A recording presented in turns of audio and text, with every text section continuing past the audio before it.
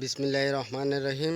সম্মানিত দেশবাসী, আমি আমার পক্ষ থেকে আমাদের বর্তমান বাংলাদেশের পরিস্থিতি অনুযায়ী বলতে চাই, আমাদের বর্তমান বাংলাদেশে দ্রব্যমূল্যের দাম যে উগ্রগতি, ওই দ্রব্যমূল্যর উগ্রগতি দামের নিয়ন্ত্রণ করার জন্য আমাদের দেশের বর্তমানে যারা দেশ পরিচালনা করতেছে তাদেরকে এগিয়ে আসা উচিত এবং যেখানে যেটা করণীয় করা প্রয়োজন সেটা করা উচিত, যেন আমাদের দেশের দ্রব্যমূল্যের দাম নিয়ন্ত্রণে চলে আসে। এক, দ্বিতীয়ত আমাদের দেশের চাহিদা অনুযায়ী দ্রব্যমূল্য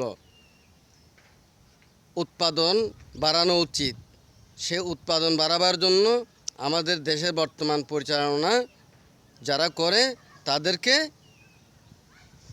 উদ্যোগ নেওয়া উচিত, যে উদ্যোগের ফলে আমাদের দেশে দ্রব্যমূল্যের যতটুকু চাহিদা সেই চাহিদার থেকে যেন উন্নয়ন আরও বৃদ্ধি পায়, যেন উৎপাদন আরও বৃদ্ধি পায়।